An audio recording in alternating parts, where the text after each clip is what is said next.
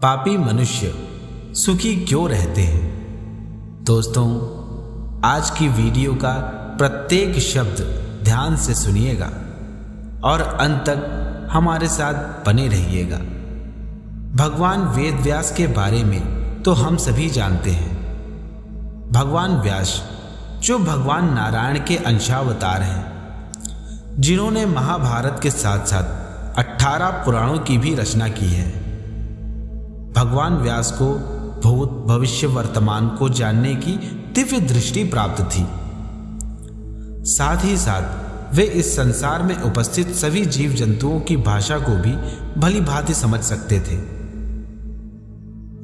दोस्तों, एक बार की बात है, भगवान व्यास किसी कार्य से एक मार्ग से गुजर रहे थे कि उन्हें मार्ग में एक कीड़ा दिखाई दिया जो बहुत तेजी से भाग रहा था। उस कीड़े की तेजी को देखकर व्यास मुनि ने कीड़े से पूछा।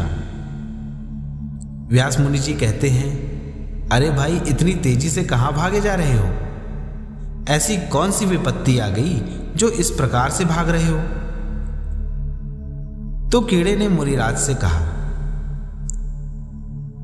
भगवान, एक बैलगाड़ी मेरे पीछे आ रही है। मुझे तो इस बात का भय है कि कहीं मैं इस गाड़ी के पहिए के नीचे ना आ जाऊं। इसी कारण से अपने प्राणों की रक्षा के लिए भाग रहा हूं। भगवान, अपने प्राण तो हर किसी को प्यारे होते हैं ना, सो मुझे भी अपने प्राणों से बड़ा मोह है। कीड़े की बात सुन व्यास जी कहते हैं,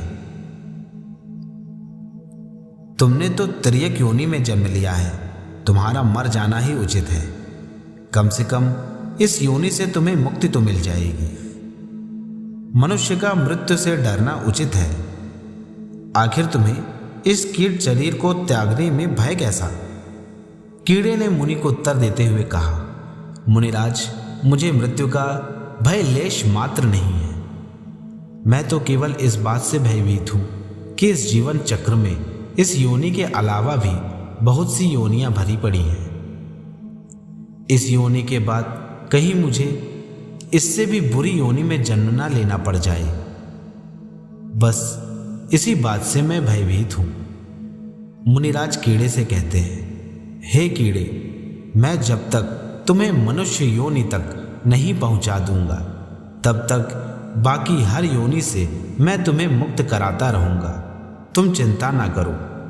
मुनि व्यास की बात सुन वह कीड़ा वापस उसी मार्ग पर वापस आ गया और बैलगाड़ी के पहिए के नीचे आकर मृत्यु को प्राप्त हो गया। मृत्यु के पश्चात उसे उल्लू की योनि में जन्म मिला। उल्लू की योनि के बाद उसे भेड़िए की योनि में जन्म मिला। मित्रों, अब वह कीड़ा जिस भी योनि में जन्म लेता, व्यास जी द्वारा उसे उसका पूर्व जन्म ज्ञात करा दिया जाता और वह उस योनि से शीघ्र ही मुक्त हो जाता। दोस्तों, इस प्रकार वह कीड़ा कभी कुत्ता, कभी चूहा और कभी बिल्ली का जन्म लेता और शीघ्र ही उस योनि से व्यास मुनि द्वारा उसे उस योनि से मुक्त करा दिया जाता।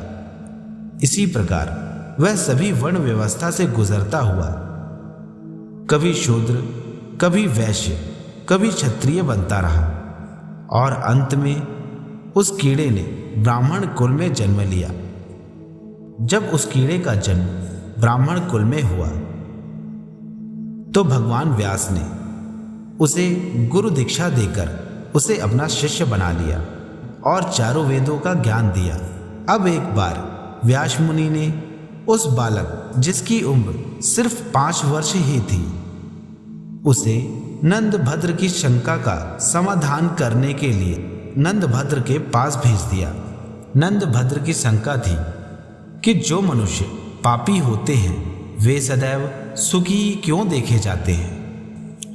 दोस्तों, तभी उस 5 वर्ष के बालक ने नंदभद्र के शंका का समाधान करते हुए कहा, जिन व्यक्तियों ने तामस भाव यानी गलत होते हुए भी कुछ अच्छे दान धर्म किए हों, उन्हें उसी भाव के कारण इस जन्म में उसका फल प्राप्त हो रहा है। जिस व्यक्ति का स्वभाव तामस होता है वही लोग पापी होते हुए भी सुखी देखे जाते हैं। कहते हैं कि ऐसे लोग तामस भाव के कारण सुखों का भोग कर नरक में जाते हैं। मित्रों, इस संसार में 4 प्रकार के मनुष्य पाए जाते हैं। पहला वह जिसके लिए इस लोक में तो जीवन जीना सुलभ व आसान होता है किंतु परलोक पर नहीं। दूसरे वो जिन्हें परलोक में तो सुख मिल जाता है किंतु इस लोक में सुख नहीं मिलता। तीसरे वो जिन्हें दोनों लोकों में सुख प्राप्त होता है। और चौथे वे जन हैं जिन्हें दोनों लोकों में ही सुख प्राप्त नहीं होता। मित्रों, जो लोग अपने पूर्व में किसी पुण्य के कारण इस लोक में तो सुखी रहते हैं, वे उस सुख के आनंद में नए पुण्यों को नहीं कमाते। उनके लिए वह सुख केवल उसी लोक तक ही सीमित रह जाता है। वे परलोक में सुखी नहीं रहते। कुछ लोगों के पूर्व जन्म में पुण्य शून्य होते हैं किंतु वे इस जन्म में पुण्य करते हैं, जिस कारण उन्हें इस लोक में तो सुख नहीं मिलता किंतु परलोक में सुख प्राप्त करते हैं। तीसरे वे लोग होते हैं जो पूर्व जन्म के पुण्यों से इस जन्म में भी सुख भोगते हैं और अपने अगले जन्म के लिए नए पुण्यों का उपार्जन करके परलोक में भी सुखी रहते हैं। ऐसे लोगों की संख्या बहुत ही कम पाई जाती है।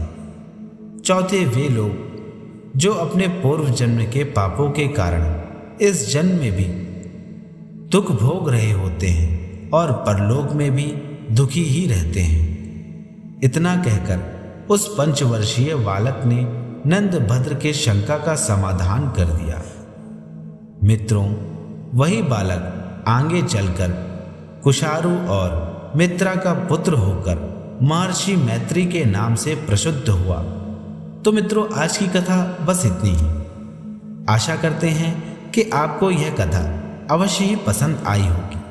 तो आज के लिए विदा लेते हैं और कल फिर मिलते हैं किसी अन्य रोचक कहानी के साथ हम लोग। और दोस्तों, यदि आपको हमारी कहानियाँ अच्छी लगती हैं तो हमारे चैनल ज्ञानपूर्व एक ज्योति ज्ञान की को अभी सब्सक्राइब कर लें और जुड़ जाएं ऐसी ही रोमांचक और ज्ञानवर्धक कहानियों के लिए। और दोस्तों, अंत तक हमारे साथ बने रहने के लिए आप सभी का बहुत बहुत धन्यवाद। जय श्री कृष्ण। राधे राधे।